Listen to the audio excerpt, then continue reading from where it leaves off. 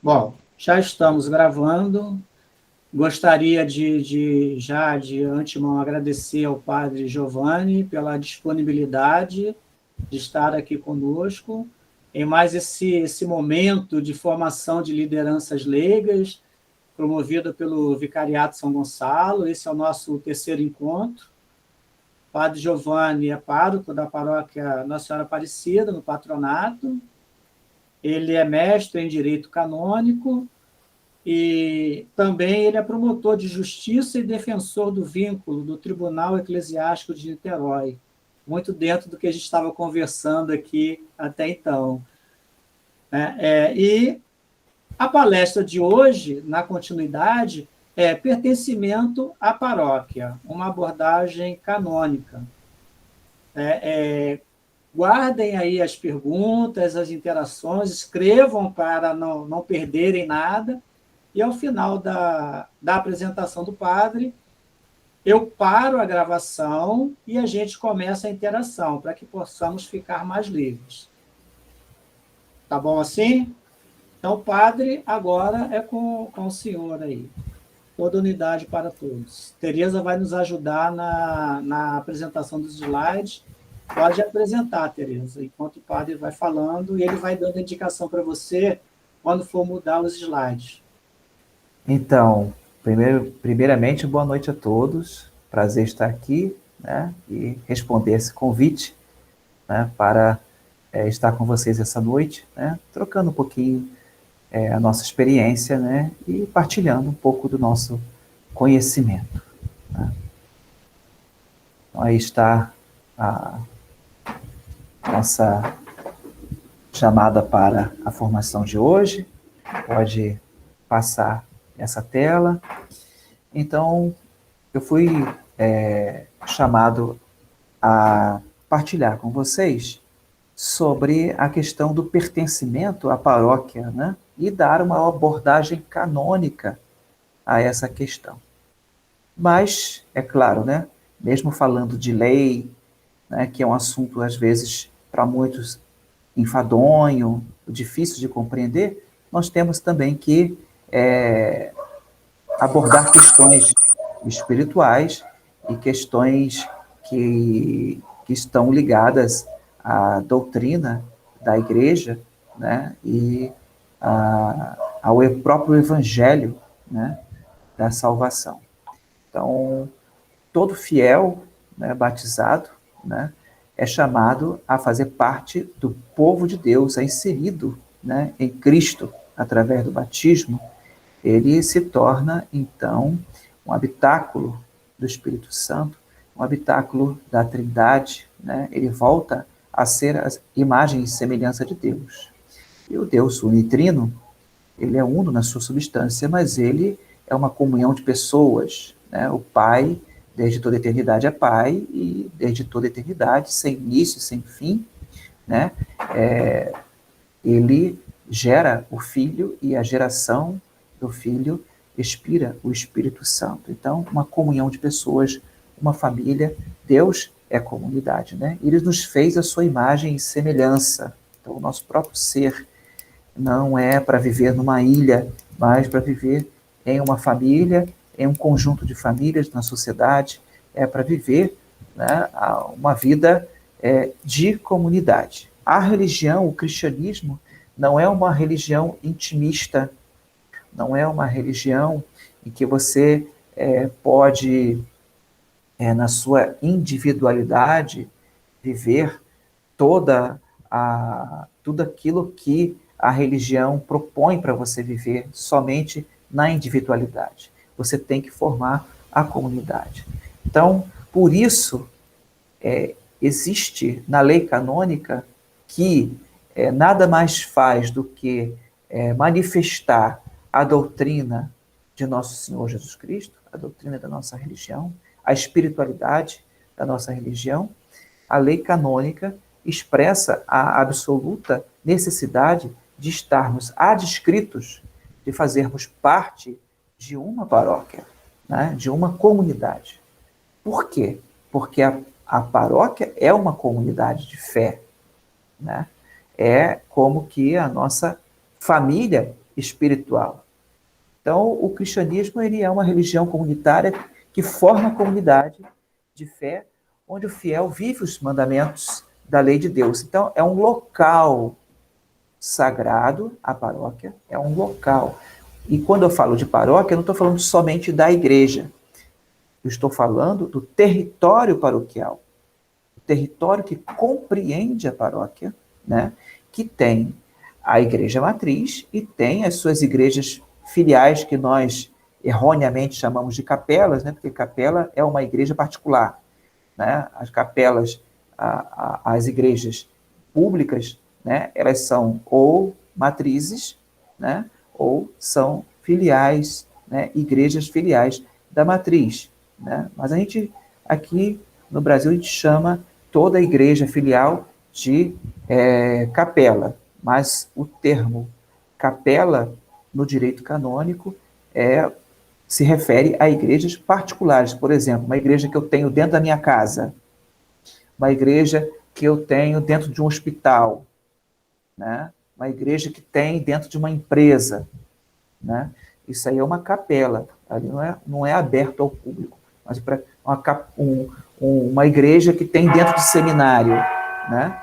Ela não é pública, ela é particular. Às vezes aberta ao público, mas ela é sobretudo particular. Isso que é a capela. Então, nós temos a igreja matriz da paróquia, e nós temos na paróquia igrejas que são filiais dessa matriz. Mas temos um território paroquial. E o território paroquial é o local onde o batizado vai exercer os seus direitos e os seus deveres.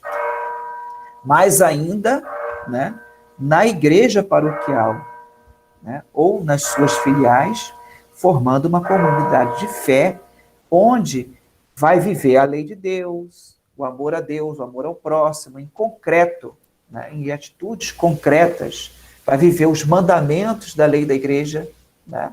Tem gente que não sabe nem que existem mandamentos da lei da igreja, né?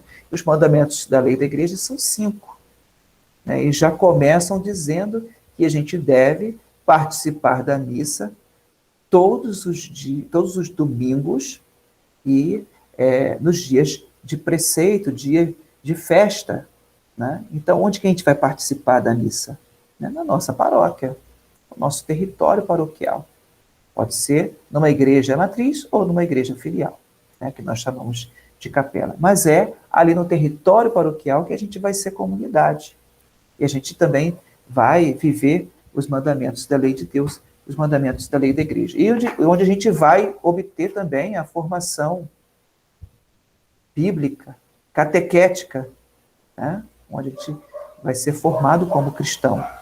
E onde a gente também vai prestar culto a Deus, né? A gente vai viver a nossa liturgia, a gente vai transformar a liturgia em vida.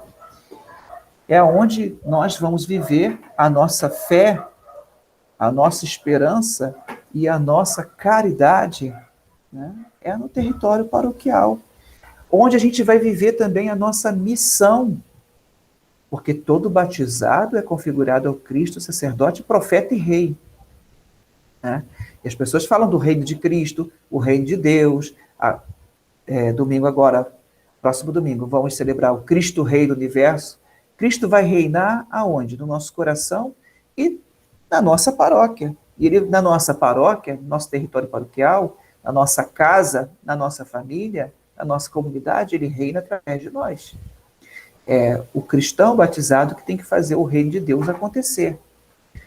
Jesus falou, né? O reino de Deus está entre vós. Já está no meio de vós, né? Então, ele falou isso. Isso é muito sério, né? Ele disse, o reino de Deus está dentro de você. Importante dizer isso. Jesus não falou, o reino de Deus está dentro de você, vai para casa. Não, ele disse, o reino de Deus está entre vós. O reino de Deus está com vocês, né? Então, vamos fazer acontecer o reino de Deus onde? Na comunidade eclesial, na paróquia, na comunidade paroquial. É um local sagrado e é um local pastoral também. todo batizado, inserido na igreja, na comunhão dos santos, é membro do corpo de Cristo. E o corpo tem muitos membros, cuja cabeça é o Cristo. É chamado à santidade, mas também a prestar culto, vivendo a fé, as obras, a missão própria da igreja, que é instaurar o reino de Deus. Sendo o povo de Deus, o fiel faz parte da comunidade paroquial, que é uma porção deste mesmo povo. A paróquia é uma porção de povo. Não é só a igreja, mas é uma porção de um povo. E essa porção é territorial. Primeiramente, o direito canônico fala que ela é territorial. Então, você tem um domicílio num território, né? Você faz parte de uma porção de povo chamada paróquia. A paróquia, comunidade de fiéis, é guiada por um pastor. Não podemos ser ovelhas sem pastor. Então, nós temos um pastor. Onde nós temos domicílio, nós temos um pastor. Logo, nenhum fiel católico pode ser um acéfalo, isto é, sem cabeça. Acéfalo é sem cabeça, sem guia, né? O fiel católico, de verdade, ele tem que ter um pároco, um pastor. Não pode ser uma ovelha desgarrada do rebanho. O povo de Deus é uma comunidade. Não existe povo individual. Povo é uma porção de indivíduos. O fiel tem que formar comunidade com os seus irmãos. Tem que ter paróquia. Tem que pertencer a uma paróquia. Então, isso é lei canônica, mas é uma lei canônica que expressa, né, o evangelho. Expressa o ensinamento de Jesus. Né? Pode passar, então, um outro slide, por favor, Tereza. Agora vamos à definição de paróquia. Já falamos aqui sobre isso, mas é bom, com a própria lei, né, explicitar. Então, o cânon 515, parágrafo 1º. A paróquia é uma determinada comunidade de fiéis constituída estavelmente na igreja particular diocese, e seu cuidado pastoral é confiado ao pároco como seu pastor próprio, sob a autoridade do bispo diocesano. Então, muitos elementos. Só isso aí dá uma tese de mestrado e doutorado. Né? Mas a gente não pode esgotar todo esse assunto. Então, a comunidade de fiéis, né? A paróquia. Então, é estável. Estável. Ela é erigida pelo bispo de uma forma estável. É feita para durar. Tá? Não tem tempo determinado. O cuidado pastoral da paróquia é confiado ao pároco. Então, tem paróquias, às vezes, que ficam com administrador paroquial. Essa paróquia está sem pastor. Né? Aliás, ela tem um pastor, mas não é o pastor próprio dela. Ela tem o pastor da diocese, que é o bispo. Se ela está com um administrador paroquial, ela ainda não está com o seu pastor próprio, que é o pároco. Ela, vamos dizer, está, entre aspas, vacante. Tem alguém administrando, fazendo as vezes do pároco, mas pelo próprio direito canônico, essa pessoa não deveria mudar nada na paróquia, a não ser que seja mantido como administrador por muito tempo, o que é contrário ao direito canônico. Né? Aí a comunidade precisa que ele modifique alguma coisa, que ele reveja alguma coisa, que ele faça uma obra. Aí o administrador vai fazer porque não tem pároco.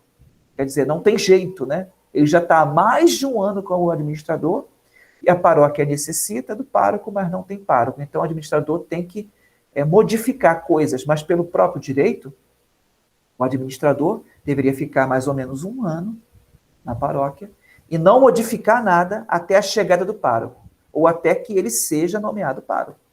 Isso seria mais correto em relação às leis canônicas, porque a paróquia merece um pároco. A paróquia pede um pároco, isto é, um pastor próprio, e não um administrador por muito tempo. Enquanto ela está sendo cuidada por um administrador, o pastor é o bispo, né? Só que o pastor está longe, está lá na mitra, né? Então, é sempre um problema. A pessoa que pode decidir, que pode mudar, está lá na mitra. Não está ali junto com o povo, ali só está um administrador.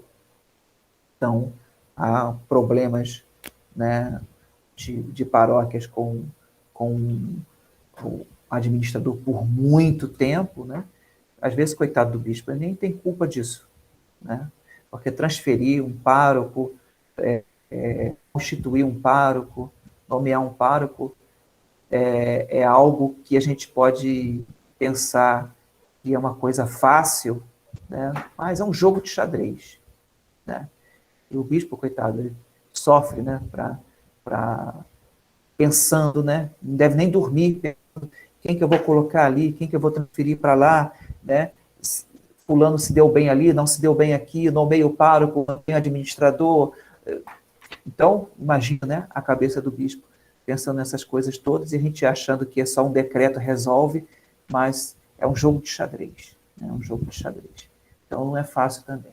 Mas o direito exige que na paróquia tenha um pároco, né? E o pároco é o pastor próprio sob a autoridade do bispo diocesano. Depois a gente vai falar um pouco dessa autoridade do bispo diocesano e da autoridade do pároco. A paróquia legitimamente erigida tem ipso iure, quer dizer, pelo próprio direito, personalidade jurídica.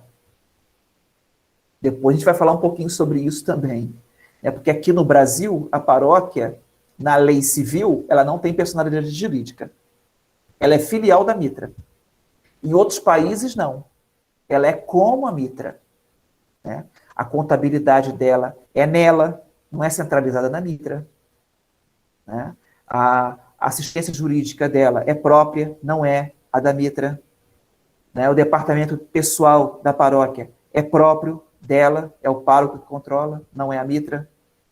Os recursos humanos também ficam na paróquia. Então, em outros países, onde isso é permitido, na lei civil, né, a paróquia não é filial da mitra. A paróquia tem personalidade jurídica. Ela é como que a mitra. Entendeu? Então, por exemplo, aqui no Brasil, se o padre quer comprar um carro, né, novo, quer trocar o carro da paróquia, ele tem que se dirigir à mitra. A mitra tem que autorizar todos os trâmites, porque é um bem de alto valor, né? Se a paróquia ganha uma casa, né, ela quer alugar essa casa, né?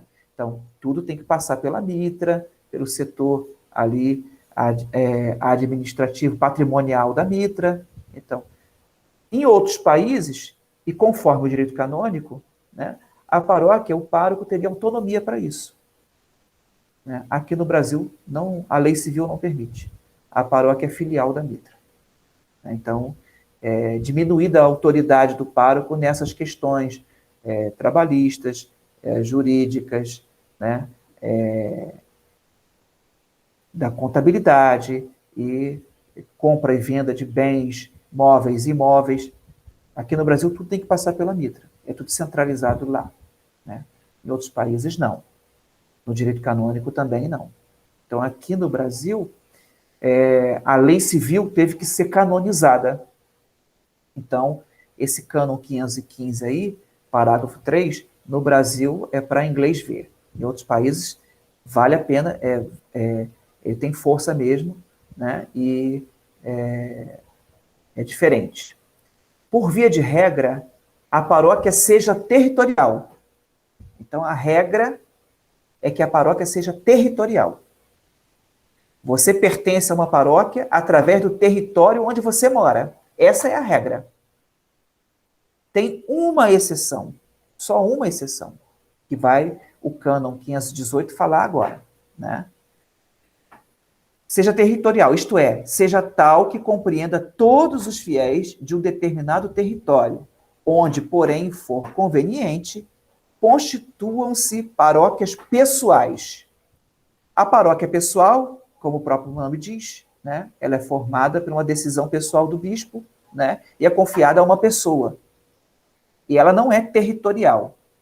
O que une, o que faz ser paroquiano numa paróquia pessoal, ou é o rito, ou é a língua, ou é a nacionalidade de fiéis de um território. Ou pode ser uma outra razão determinada pelo bispo. Lá em Londrina, no Paraná, tem uma paróquia para fiéis de língua japonesa, né? De origem oriental. É uma paróquia pessoal. Então, em razão da língua e dos costumes nacionais daquele povo. Em outra diocese, não sei, não me lembro bem se é Maringá, né? Não sei se é Maringá ou se é uma outra. Agora não sei dizer qual é a diocese. Tem uma paróquia somente para fiéis bolivianos, de língua castelhana, espanhola, né? Então, a paróquia pessoal, ela forma paroquianos em razão não do território, mas de um rito, ou de uma língua, ou de uma nacionalidade. Ela é erigida pelo bispo diocesano conforme a necessidade. Aí ela foge da questão do território. Então só há essas duas possibilidades de você ser paroquiano. Ou territorial, ou pessoal. Não há outra possibilidade no direito. Ah, mas há afinidade.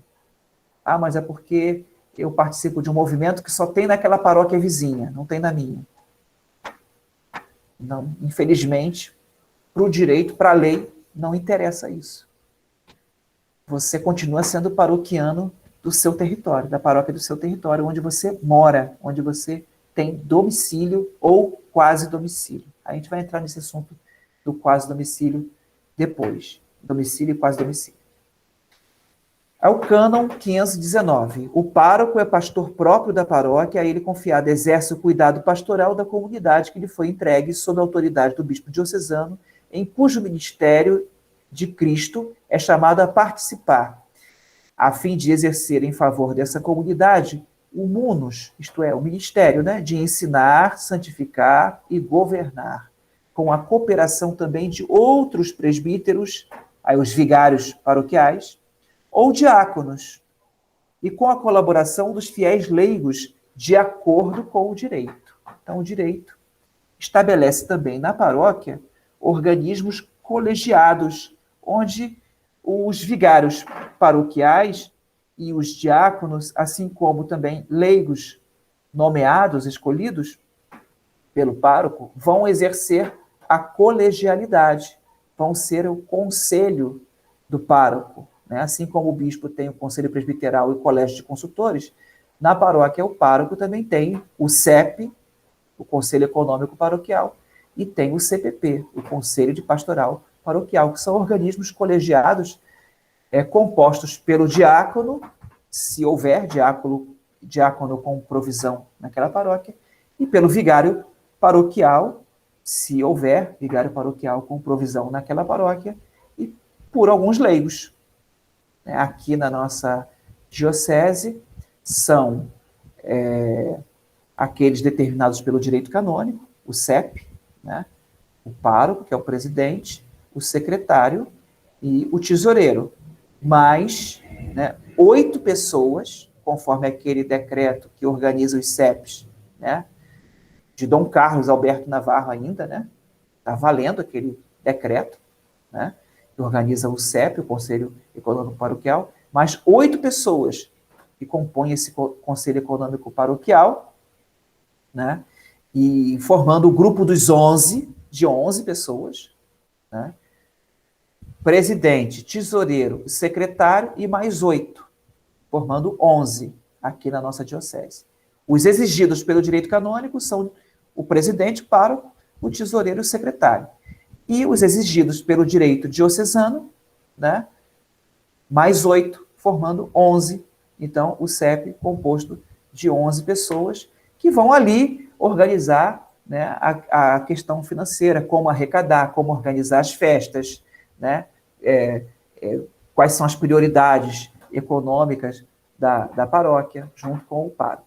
Tá? Então, são organismos colegiados. E o CPP, composto dos representantes dos movimentos, coordenadores de pastorais, né?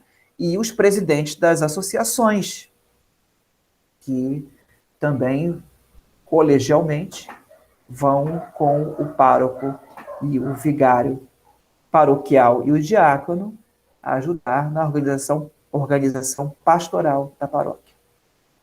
Continuando aí, virando mais um slide, por favor. Agora, as curiosidades, já falei um pouco sobre isso, mas as curiosidades sobre o status da paróquia no novo Código de Direito Canônico. O pároco é pastor. No Código de 1917, o pároco não era pastor. O pároco era vigário do bispo. Já existia o vigário paroquial, o vigário do pároco, né? Mas o pároco, ele não era o pastor da paróquia. O pastor da paróquia era só o bispo. O único pastor da diocese era o bispo. O pároco, ele era vigário do bispo. Por isso todo mundo antigamente chamava assim, aí, seu vigário, ô seu vigário. Mas ele não é pároco? Sim, mas o povo chamava de seu vigário. E alguns livros de assentamento de batismo, vá até a sua secretaria e peça à secretária ou secretário para ver os livros antigos de assentamento de batismo e de casamentos. Está escrito lá na assinatura do pároco, está escrito o vigário. O vigário, não é o vigário paroquial. Esse o vigário é o pároco, vigário do bispo. Não da paróquia, mas do bispo. Com o novo Código de Direito Canônico, o pároco passa a ser pastor próprio na paróquia. Claro, submisso ao pastor da diocese, mas o pároco também é pastor. Isso é uma novidade do novo Código. Antigamente, o bispo era o único pastor da diocese, né? Então, aí, lendo o slide, vocês vão ver aquilo exatamente que eu falei já para vocês. O vigário paroquial e o diácono não são pastores da comunidade paroquial. Eles, é claro, exercem seu ministério com autoridade clerical por terem o sacramento da ordem e uma provisão de ofício dada pelo bispo e por fazerem parte do CEP e do CPP, conselhos, organismos colegiados da paróquia. Mas a autoridade deles está submissa à autoridade administrativa, pastoral e litúrgica do pároco. Na lei canônica, né, como eu já expliquei, a paróquia não é filial da mitra, mas é uma pessoa jurídica. Da mesma forma que a mitra arquidiocesana. Só aqui no Brasil que é diferente. Eu também já expliquei sobre as capelas. Pode passar esse slide, por favor, Tereza. Obrigado. Já falei um pouquinho ali. Primeiro, a autoridade que o bispo exerce sobre as paróquias é uma autoridade doutrinária, litúrgica e pastoral. Então, o bispo, ele tem que vigiar, o próprio nome, episcopus, significa vigilante, vigia. O bispo tem que vigiar se os párocos estão, e os seus auxiliares, estão pregando a doutrina da igreja, doutrina correta, se eles estão seguindo a liturgia da igreja. Mas na determinada paróquia, o padre faz assim, o padre faz assado. Sim, mas a liturgia da igreja, né, ela tem, assim, ela pode ser celebrada dentro da lei canônica, né? Tem várias maneiras de celebrar dentro da lei canônica, várias opções de celebração dentro da lei canônica. Se estiver sendo feita dentro da lei canônica, dentro da lei litúrgica, né, o pároco, ele tem o direito de optar celebrar assim ou celebrar de uma outra forma, desde que seja dentro de uma forma permitida pela Igreja Católica, de acordo com o rito romano, né? Então, por exemplo, tem padre que deixa o povo levar os vasos sagrados na procissão de apresentação das oferendas. Tem padre que já não faz isso, deixa tudo lá na credência, né? E ele mesmo pega, os coroinhas, os acólitos passam, né? Tem pároco que deixa o acólito purificar, né, os vasos sagrados, né? Tem pároco que não deixa, apesar disso ser próprio do ministério do acólito, né? Então, o pároco exerce a sua autoridade dentro dos limites que a igreja estabelece, né? Tem pároco que pega o Kyrie eleison, né, na ordem litúrgica, né? Tem o confesso a Deus, que é o ato penitencial. Aí tem a absolvição, a liturgia da missa, e depois o Kyrie eleison. Tem pároco que pega o Kyrie eleison e coloca antes da absolvição e omite, né, o ato penitencial, fazendo do Kyrie eleison o ato penitencial, né? Mas isso pode? Pode, é permitido pela lei litúrgica. Então, uma paróquia às vezes faz uma coisa diferente da outra, mas sendo dentro da lei litúrgica, né, atual, né, ele pode. Então, não tem problema nenhum. Então, existe, né, essa autoridade do pároco, e o bispo exerce, uma autoridade fiscalizadora. Fiscalizadora. É direito dele, né? E, além dessa autoridade fiscalizadora, na doutrina, na liturgia e na pastoral, que o bispo também tem direito de dizer, ó, a pastoral vai por esse caminho. Não quero que você faça a sua pastoral assim. Aí o pároco vai, que conhece a realidade local, é assim, ó, assim, senhor bispo, não vai dar certo aqui na minha paróquia, porque a minha paróquia tem essa especificidade, tem aquela especificidade, né? É diferente das outras, porque aqui há esse problema que não há nas outras, né? Então, você vai explicar para o bispo. Se o bispo aceitar, né, que a sua paróquia caminhe pastoralmente em determinado assunto de uma maneira adequada à sua realidade, aceitou. Se ele não aceitar, você vai ter que fazer do jeito dele, mesmo que não dê certo. Mas você vai ter que fazer do jeito dele, mesmo sabendo que não vai dar certo. Aí, quem sabe, no futuro, ele vê que não deu certo, ele deixa você fazer do jeito que é mais adequado à sua realidade local. Mas o bispo, ele tem esse direito, né, de fiscalizar e determinar, né, tanto em questões litúrgicas, como em questões pastorais, né? A doutrina não, porque a doutrina é determinada pela igreja, mas ele tem direito de fiscalizar isso, né? E a autoridade administrativa, como eu falei, pelo direito canônico e pela lei civil de outros países, a autoridade administrativa do bispo na paróquia é fiscalizadora. Então, o padre tem que prestar contas.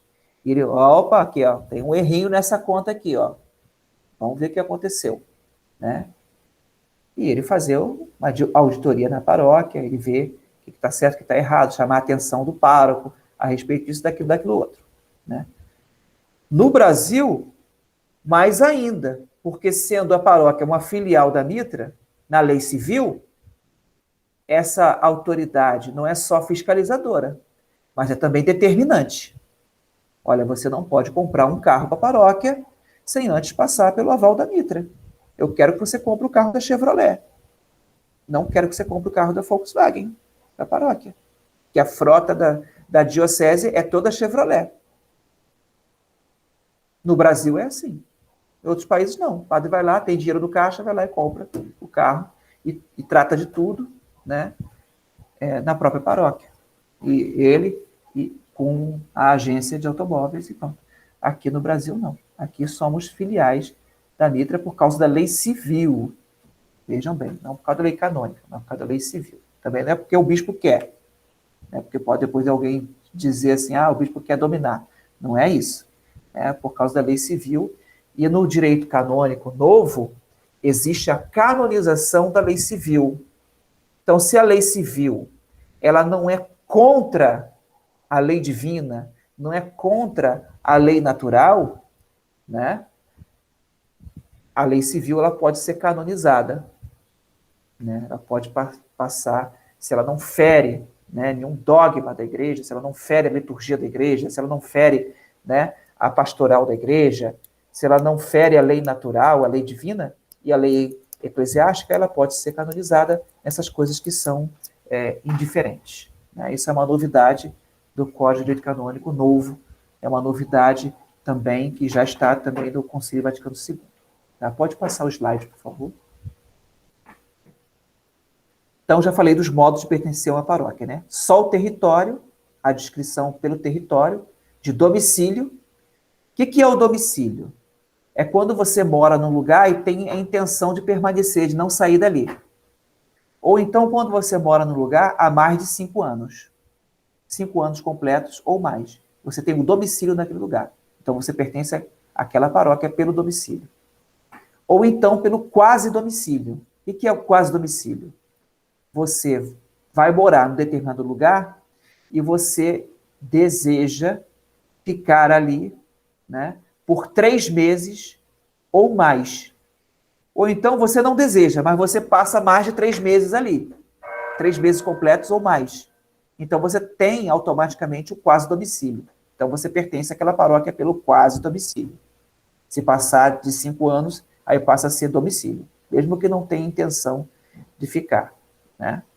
Então, é importante querer ficar, ter intenção de ficar naquele lugar, ou passado o tempo determinado pelo direito.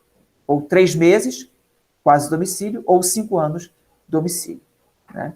Então, você tendo domicílio, você está adscrito àquela paróquia, querendo ou não querendo. Ah, mas eu odeio essa paróquia. Não sei se acontece isso. Mas não, detesto esse padre. Mas não interessa. Ele é teu pastor, por causa do domicílio. E a outra maneira, como eu falei, a paróquia pessoal. Em razão de rito, em razão de língua, em razão de nacionalidade ou em outro tipo de razão.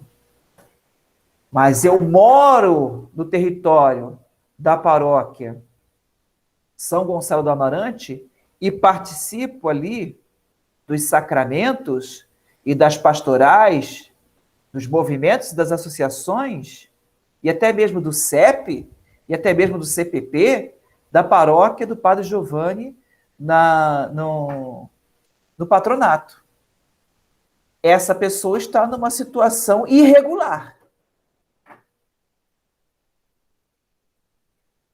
Ah, padre, mas o que fazer? O que fazer? Só o bispo pode resolver isso. Isso está sendo muito discutido na igreja há muito tempo. Esse fiel se chama pendular, porque ele é como um pêndulo, ele vai de um lado para outro. Como aqueles relógios que tem um pêndulo, né, que fica tic-tac, ele é pendular. Quer dizer, ele tem a residência num território e ele vai participar na paróquia num outro território. E depois ele volta, porque ele mora na sua residência no território da paróquia dele. Mas o fato dele sair da residência dele e ir para uma outra paróquia, participar na outra paróquia, não faz com que ele mude de paróquia canonicamente. Ele continua pertencendo à paróquia do território. Isso é um problema, isso acontece, e como resolver? Né? O bispo pode resolver isso com um decreto particular, um decreto diocesano. Mas enquanto o bispo não resolve isso, né, esse fiel está numa situação irregular. Para muitas coisas, ele vai ter que apelar para o pároco do território dele, pároco, pastor dele de verdade. Né? A gente vai chegar lá, então. O fiel pendular, né, na paróquia eletiva, qual é a situação dele? Né? Vamos lá. Pode passar esse slide também, da paróquia do Barro Vermelho. Já falei um pouco sobre isso. Isso. Do ponto de vista canônico, o único modo de o fiel mudar a pertença paroquial é a mudança de domicílio. Não mudou de domicílio, não mudou de paróquia. Ou seja, a saída do lugar com a intenção de não voltar. No caso dos pendulares, observa-se o oposto. A saída reiterada do território do domicílio para participar em paróquia em outro território, com o retorno efetivo ao lugar de domicílio. Não há um duplo domicílio. Para haver duplo domicílio e você ter duas paróquias, você pertencer a duas paróquias, você tem que ter uma casa num território, outra casa no outro território onde você participa, e você tem que morar determinados dias da semana num território e determinados dias da semana num outro território. Aí é duplo domicílio. Mas se você reside só num território, mesmo que você tenha uma outra propriedade, uma outra casa, num outro território, mas você não mora lá, isso não te faz paroquiano de duas paróquias. Complicado. Tá? No entendimento da Igreja, os deslocamentos realizados pelos fiéis para participar de outra paróquia que não a de pertença canônica, caracterizam-se como movimento pendular, semelhante àqueles que se deslocam do local de residência para outros lugares a fim de realizarem suas atividades cotidianas e, após concluí-las, retornam ao local de partida, isto é, os que trabalham em cidades grandes e voltam aos seus municípios pequenos e menos desenvolvidos, chamados de cidades dormitórios, para dormir e para seus momentos de folga ou férias. Então, é isso que o fiel pendular faz. Ele considera, né, o seu território como dormitório. Mas no direito canônico não é. Pode passar, por favor.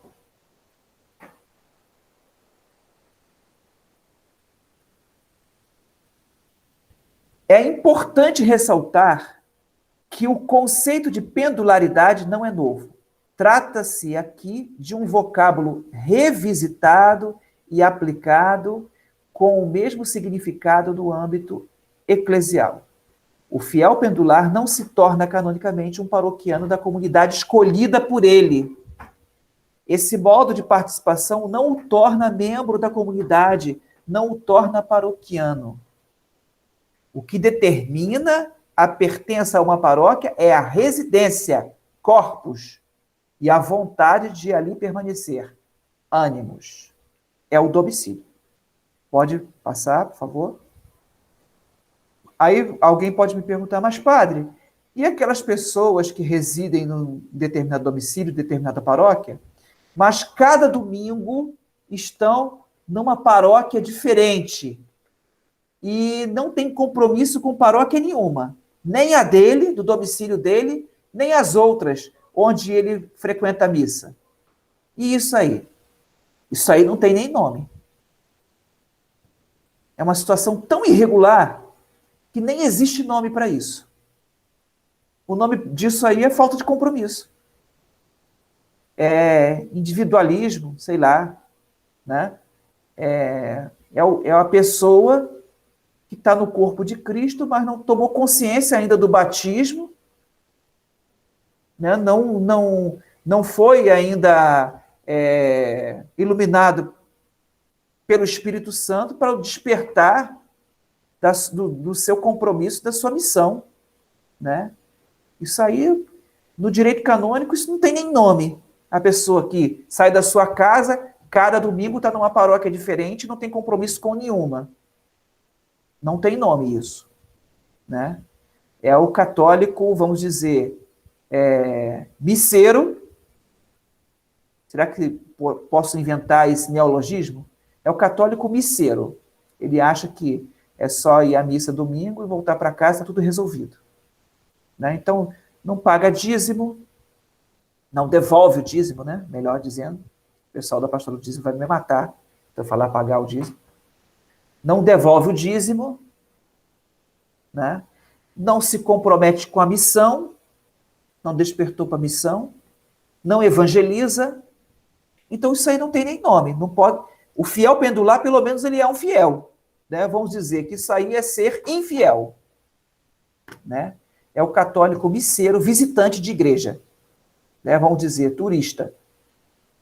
É um turismo religioso, vamos dizer. Voltando ao nosso assunto. Nesse sentido, para assegurar a pertença efetiva desses fiéis à paróquia da escolha, não basta atravessar por sobre os territórios geográficos em busca de algo por razões de afinidade ou preferência pessoal. Os motivos subjacentes à pendularidade são múltiplos e nem todos são igualmente justificáveis.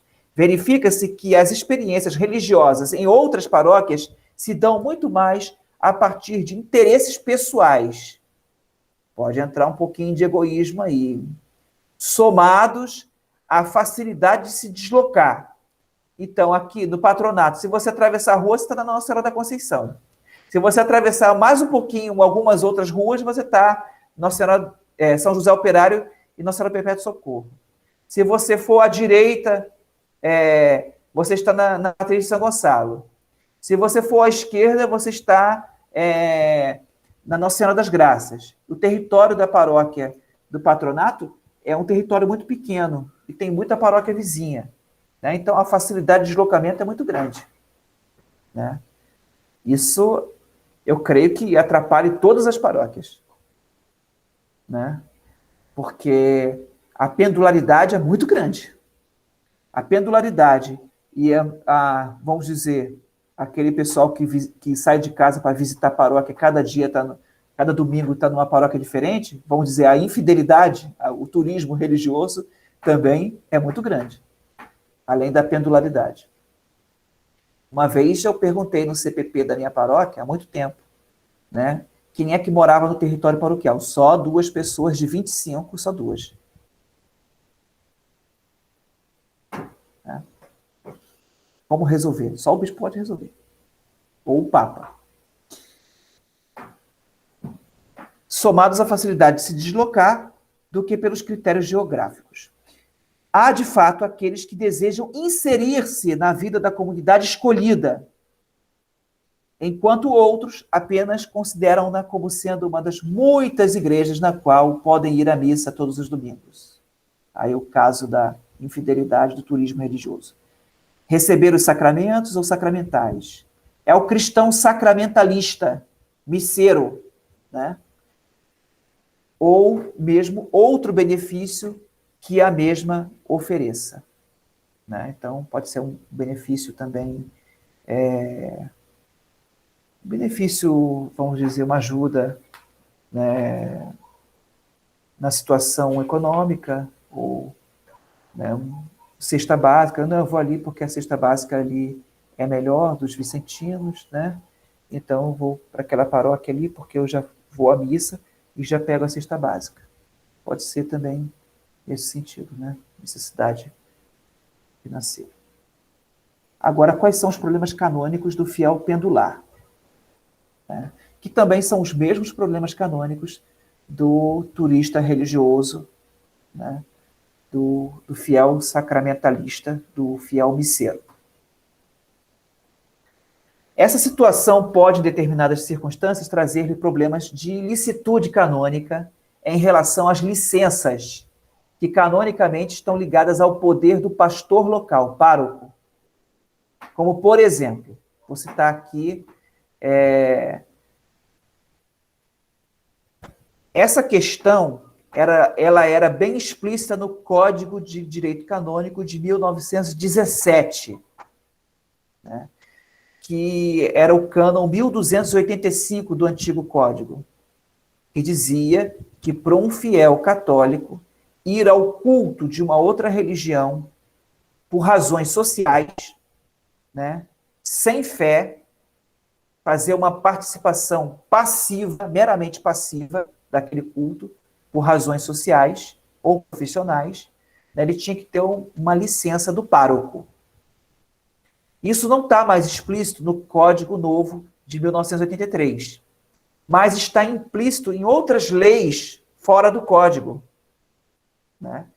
Então, você tem que ir a seu pároco para que o pároco ele analise se a sua participação passiva, isto é, sem fé, naquele culto de outra religião, por razões profissionais, familiares ou sociais, se isso vai te trazer prejuízo na sua espiritualidade, na sua fé, ou não. Ele pode autorizar ou não.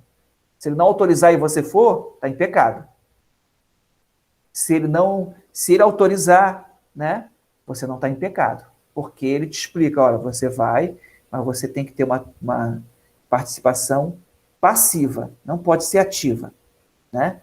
E você, além disso, você tem que ir sem fé nos dogmas daquela religião e por razões familiares, profissionais ou sociais, né? Aí ele pode dar essa licença ou dispensa, o pároco, né?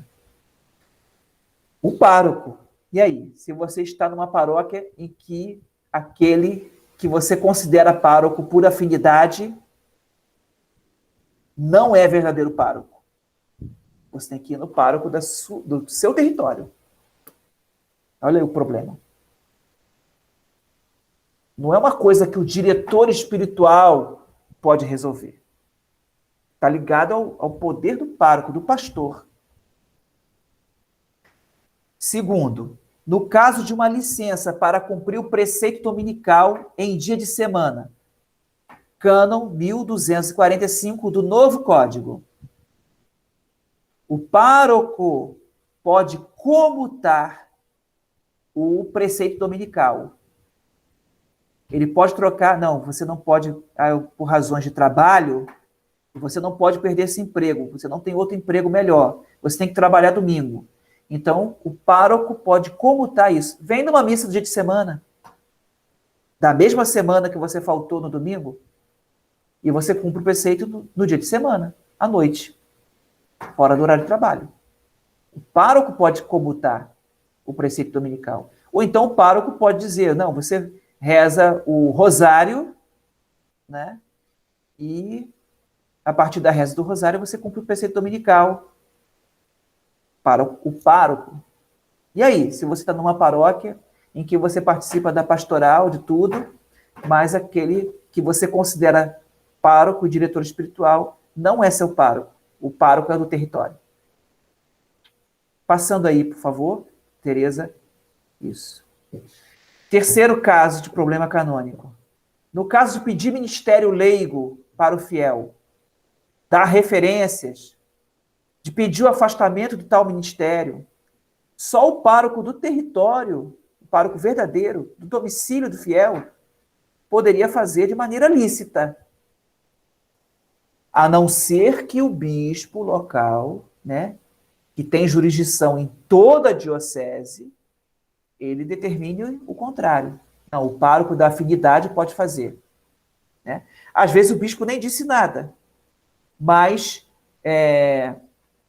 aquele pároco que não é o seu pároco verdadeiro, porque não é do seu território, mas é, vamos dizer, um pároco de afinidade, um pároco por participação, por eleição sua, né? Ele presume que o bispo vai permitir que ele, que não é o pároco do território, dê essa carta de referência, peça esse ministério ou afaste desse ministério. Se ele presume que o bispo vai permitir que isso seja feito, o bispo que tem a autoridade e a jurisdição em todo o território, né, através dessa permissão, vamos dizer, tácita, né, de um voluntário presumido, né, isso pode ser feito, mas não é lícito, né? Seria mais lícito pela lei canônica que fosse procurado para referências e para pedido de ministério leigo ou de afastamento de ministério leigo, fosse procurado o pároco do território, daquele fiel, né? 4. No caso da transferência para receber os sacramentos, o direito canônico não exige mais transferência para batismo, né? Mas a diocese exige. E às vezes a diocese não exige, mas a forania ou o vicariato exigem. Pode haver uma exigência para transferência de padrinhos e de pais de criança para ser batizada numa outra paróquia que não é do território. Se existe essa exigência na forania, ou no vicariato, ou no regional, ou na diocese, né, uma lei particular daquele território, daquele local, daquela divisão da diocese, né? Então, é o pároco do território que tem que dar essa transferência. Não é o pároco da afinidade. Não é o pároco da paróquia eletiva do fiel pendular. Né? A não ser, aí eu coloco de novo, a não ser que o bispo saiba disso e ele, vamos dizer, não ligue para isso.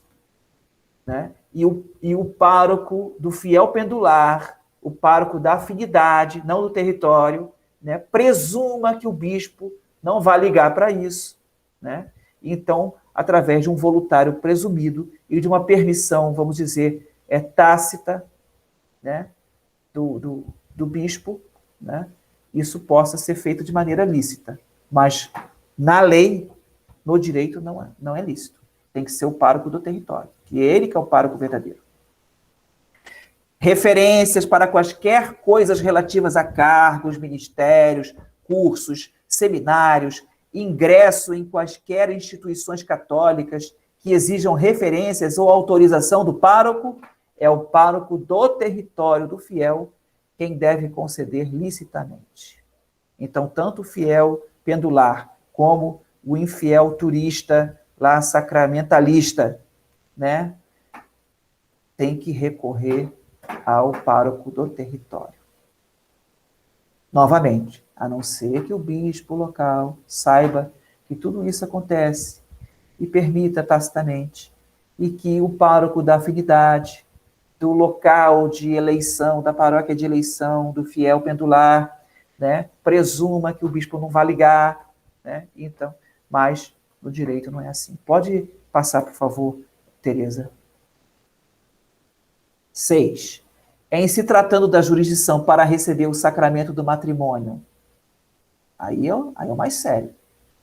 Aí, realmente, o matrimônio só é válido, aí é validade, não é nem questão de liceidade ou licitude. É validade. O matrimônio só é válido se o processo de habilitação matrimonial é aberto na paróquia do território, ou do noivo ou da noiva, do domicílio dele, de um dos dois. Pode ser ou do noivo ou da noiva. Né?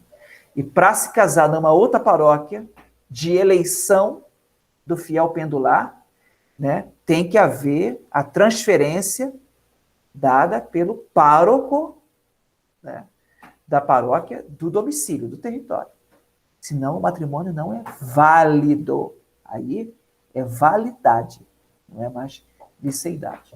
Então, são esses casos aí de problemas canônicos que são criados por causa do fiel turista, do infiel, né? Do infiel turista sacramentalista e do fiel pendular. Né? Agora, vamos partir para uma sugestão. Essa sugestão não é minha, gente. Essa sugestão, para resolver a questão do fiel pendular, né, foi dada por um doutor em direito canônico da arquidiocese de Londrina, né, e que obteve o seu doutorado defendendo a tese a respeito disso, dessa questão do fiel pendular, né, na Universidade Gregoriana de Roma. É o padre brasileiro Márcio Fernando França defendeu a tese: a pertença dos fiéis pendulares à paróquia eletiva, novos critérios de adscrição a uma outra paróquia. Então, o direito canônico só dá 2 critérios que nós já vimos. Ele propõe um novo critério, que seria admitido nas dioceses através de um decreto do bispo, né, e de um itinerário de adscrição, né, permitido pelo bispo e acompanhado pelo pároco. né? Então, vamos lá. Como resolver esse problema? Uma sugestão. O itinerário de adscrição. O doutor em Direito Canônico pela Pontifícia Universidade Gregoriana de Roma, o padre brasileiro, padre Márcio Fernando França, o qual defendeu a tese A Pertença dos Fiéis Pendulares à Paróquia Eletiva, novos critérios de adscrição a uma outra paróquia, apresenta uma propositio, quer dizer, uma proposição de mudança de paróquia que fica entre uma compreensão rígida de pertença, baseada no território, que é a compreensão da lei canônica, né, e domicílio, e a pendularidade dos fiéis. É a mudança de paróquia por uma razão pessoal, isto é, um critério objetivo. O fiel poderá ser adscrito a uma outra paróquia, distinta da que lhe foi designada pelo direito, em virtude do seu domicílio. Pode passar, por favor, Tereza. A razão pessoal, nesse caso, não é um critério meramente subjetivo, de gosto pessoal, ou de interesses efêmeros, passageiros. Mas são aqueles elementos históricos de valores, de apostolado, etc. Missão, que fundamentam a identificação do fiel com a paróquia eleita e, portanto, torna aquela paróquia também objetiva. Então, tem que ter um motivo sério, né? Da proposição decorrem duas causas, mutuamente exigidas, que levam à sua concretização. Por um lado, a ordenação do itinerário a ser posto em prática. Isto é, o bispo tem que baixar um decreto na sua diocese. Olha, o fiel pendular, ele pode ser adscrito numa outra paróquia que ele eleja a partir de determinadas condições. E aí ele coloca aqui um itinerário. O bispo tem que colocar um itinerário de adscrição. Fases de acompanhamento e discernimento do pároco. Primeiro, pedido. Então, eu sou da paróquia, vamos dizer, de Itaúna, e eu quero participar no patronato. Então, primeira coisa, eu tenho que fazer um pedido. Aí o pároco, né, vai fazer uma avaliação. O pedido é válido? Né? Eu não gosto do pároco de Itaúna, eu acho ele que tem a cara feia, eu não acho ele bonito, ou então ele acha ele bonito demais, né? Eu posso me apaixonar por ele, né? Então eu tenho que sair porque o padre Giovanni é mais feio e é mais velho, então lá não corro esse risco de me apaixonar por padre Giovanni, né? Ele também é um pouco mais chato. Então, eu quero mudar de paróquia. Então tem que ser um motivo, né? Não pode ser esse motivo, tem que ser um motivo legal, tem que ser um motivo, não. Na paróquia do padre Giovanni tem um movimento que eu quero participar, ao qual eu me identifico, e a partir disso aí eu quero cumprir uma missão como fiel cristão. Eu quero participar desse movimento. Aqui em Itaúna não tem esse movimento, lamentavelmente. Eu conversei com o pároco, ele não me deixou criar esse movimento que eu gosto. Ou então essa pastoral, né? Então, eu quero mudar para a paróquia do padre Giovanni por causa disso. Então, tem uma intenção missionária aí, né? Tem uma identificação com uma missão específica. Então, eu avalio, não, esse motivo aí não é por causa da feiura ou da boniteza do pároco, ou da idade, né? Mas é por causa de uma missão pastoral, uma coisa séria, né? Então, vai haver uma notificação ou uma execução. Vai ter um ato administrativo singular, né? E aí vai começar uma experiência, um caminho, né? Então, temporariamente, aquela pessoa vai ficar na minha paróquia, ela vai pertencer a duas paróquias. Ela não vai deixar de pertencer à paróquia do território, porque o direito canônico diz que ela pertence àquela paróquia do território, do domicílio. Então, ela não deixa, não invalida o direito canônico. Mas o direito particular do bispo vai criar uma outra possibilidade da pessoa ter duas paróquias. Então, temporariamente, ela vai cumprir um itinerário. Então, vai ter um ato administrativo. Não, o padre Giovanni decretou ali, através de um ato administrativo, que ele aceita a sua justificativa e ele permite que você participe na paróquia dele como sendo não mais um fiel pendular, mas alguém que está numa experiência no itinerário de adscrição. E se você passar nesse itinerário, se for aprovado, você vai passar a ter 2 paróquias. A do território de Itaúna e a do território do patronato. Entendeu? Então, essa é a sugestão dele, que é uma sugestão muito boa. E a sugestão para o fiel sacramentalista turista, né? A sugestão para ele é só a vergonha na cara mesmo, né? Acorda para a missão, né? Você tem que ter uma paróquia, você tem que ser comunidade, né? Você não pode ficar acéfalo. Você tem que ser realmente fiel. E não um infiel, né? E aí, então, a segunda causa seria a elucidação das ações, né, do bispo, dos párocos, para quem, no caso, a pessoa que quer mudar de Itaúna para patronato, né, para quem e por quem, né, do próprio fiel interessado. Então, o itinerário é um caminho privilegiado, é um canal privilegiado para assegurar uma adscrição do fiel na paróquia de eleição como facilitador de acesso aos bens espirituais. Então, a pessoa vai passar por esse itinerário e vai ter 2 paróquias. Ele vai ficar numa situação lícita, regular. Pode mudar, por favor? Obrigado. Isso aí, a gente já falou. Vamos passar mais outro.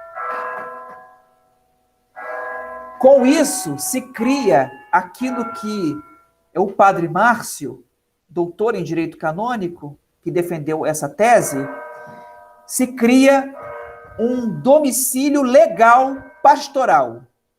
Então, você tem um domicílio legal territorial e você passa a ter um domicílio legal pastoral também. Domicilium legalis pastoralis. E obtém um novo pároco. Vai ficar com 2 párocos.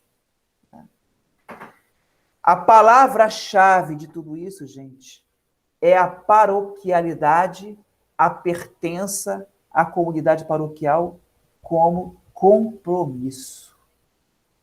Você é batizado, então você tem compromisso. Missus, missão, né? Você cumpre uma missão, é um compromisso. O fiel é um ser comunitário, chamado como membro de um povo, sujeito de direitos e deveres, a exercer tais direitos e deveres na paróquia, que, por sua vez, é uma comunidade formada por indivíduos que são parte do povo de Deus. Esta parte do povo de Deus forma a paróquia, a menor célula. Hoje se fala muito em células. Tem comunidades de vida que falam de células e tal, mas a célula menor que existe na igreja, reconhecida pelo direito até hoje, é a paróquia. As outras células de comunidades de vida, elas podem um dia ser reconhecidas pelo direito canônico, mas por enquanto não são reconhecidas. Né? Então, a menor célula da igreja continua sendo a paróquia. E suas filiais, as capelas, né? Que nós chamamos de capelas, mas não são capelas, são igrejas filiais. Né? A menor célula é a comunidade eclesial de base. Aí vem outra, mas padre, comunidade eclesial de base é aquele povo que se reúne, né? E que está meio que infiltrado pela teologia da libertação, não sei o quê, e tal.